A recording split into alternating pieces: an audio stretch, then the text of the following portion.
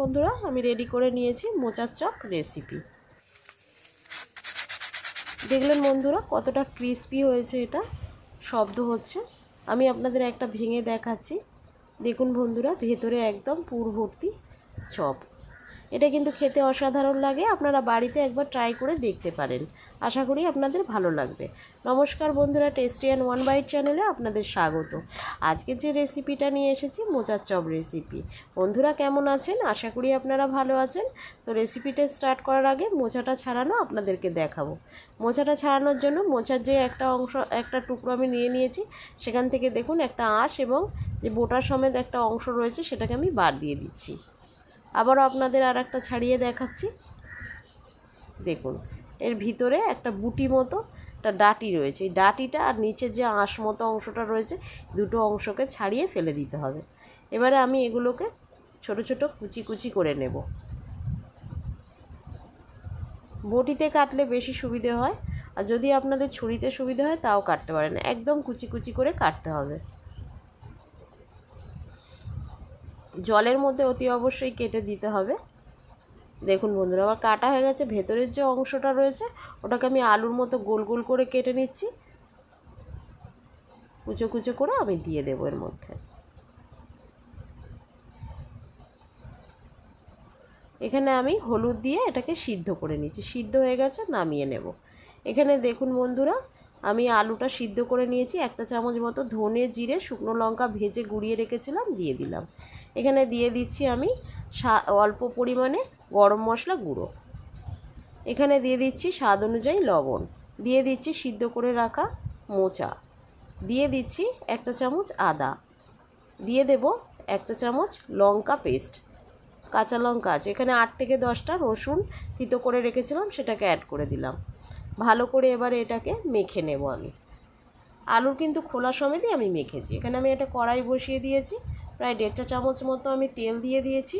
তেলটা গরম হয়ে গেছে, আমি এটাকে ছেড়ে দিচ্ছি। মিশ্রণটাকে ছেড়ে দিলাম।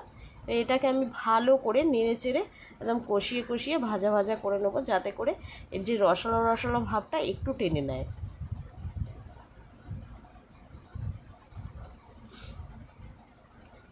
আমার এটা হয়ে গেছে, আমি নামিয়ে নেব। এখানে আমি নিয়ে নিয়েছি 200 গ্রাম বেসন আর স্বাদ অনুযায়ী লবণ অ্যাড করে দিলাম। আমি অল্প অল্প জল দিয়ে, যাতে না এর মধ্যে কোনো লাম্পস থাকে, সেইভাবে আমি মেখে নেব। দেখুন আমি অল্প অল্প জল দিয়ে কিন্তু এটাকে মেখে নিচ্ছি। দেখুন আমি এইভাবে ব্যাটারটা রেডি করেছি। আপনারা এইভাবে ব্যাটারটা, খুব পাতলা নয় খুব মোটা নয়, এইভাবে ব্যাটারটা আমি রেডি করেছি। এখানে আমি যে মিশ্রণটা করেছিলাম রেডি, সেটাকে আমি গোল গোল করে লেচি করে নিচ্ছি এবং বেসনের মধ্যে চুবিয়ে নিচ্ছি। দেখুন এবার হাত দিয়ে চেপে চেপে আমি এটাকে গোল গোল করে নেব। চপের পুরটা রেডি হচ্ছে।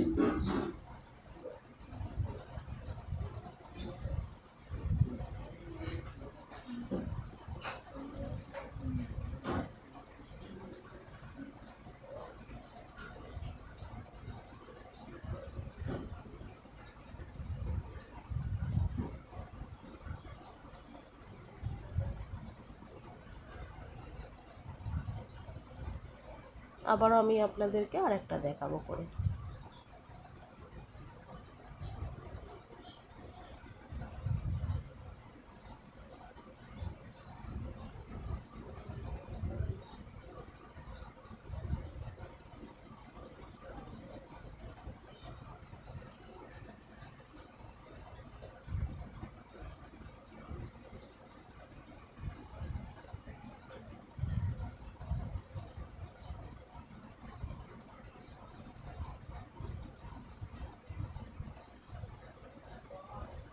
এর মধ্যে বেসনটা দিয়ে দিচ্ছি, যাতে করে এটা তুলতে খুব সুবিধে হয়।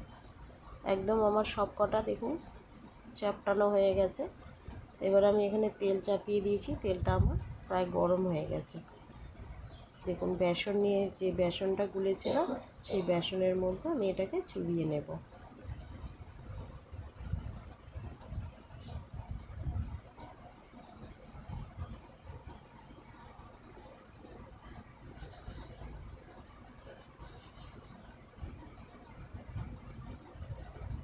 এইভাবে আমি ছেড়ে দেবো। এটাকে উল্টে পাল্টে ভালো করে আমি ভেজে নেব।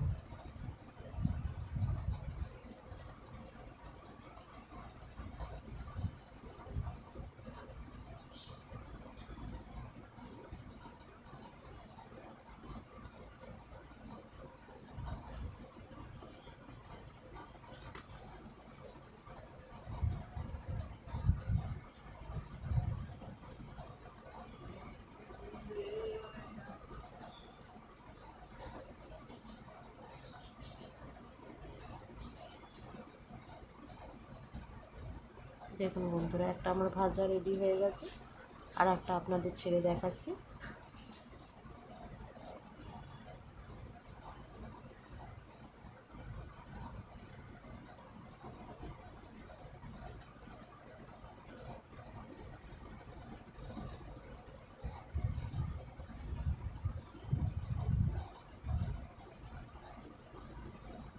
এইভাবে আমি ছেড়ে দিচ্ছি।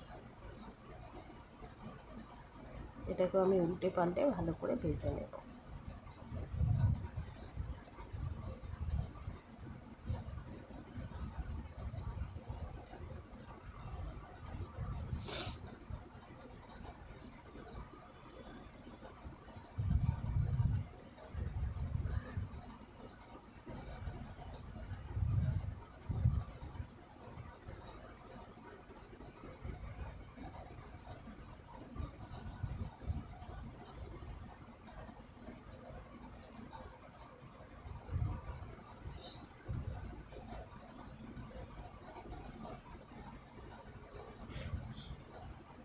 তো লাল লাল করে ভেজে নিচ্ছি।